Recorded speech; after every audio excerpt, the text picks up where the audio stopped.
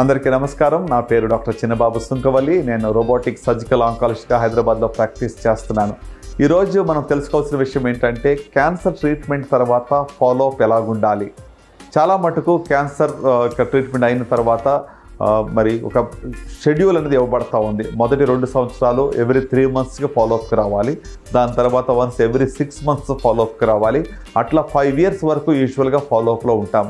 So follow up ఎందుకు చేస్తున్నాము, ఎందుకు వాళ్ళు మళ్ళీ చూపించుకోవాలంటే 2 ఉద్దేశాలు. ఒకటి, జబ్బు మరలా తిరగబడిందా అని చూసుకోవడానికి.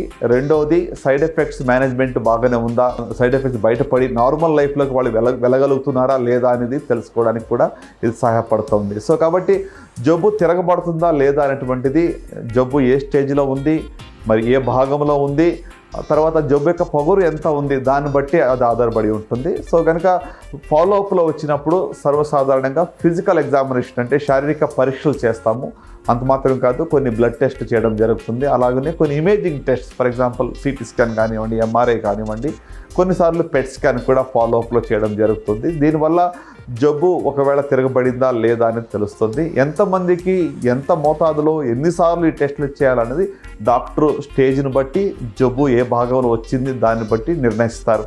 అంత మాత్రం కాదు, మరి మీ సైడ్ ఎఫెక్ట్స్ కూడా కొన్నిసార్లు హెడ్ అండ్ నెక్ క్యాన్సర్స్కి రేడియేషన్ ఇచ్చినట్లయితే every year thyroid function test చేస్తాం. అలాగనే మరి బ్లియోమైసిన్ అటువంటి కీమోథెరపీ ఇచ్చినట్లయితే లంగ్ ఫంక్షన్ టెస్ట్ చేయాలి.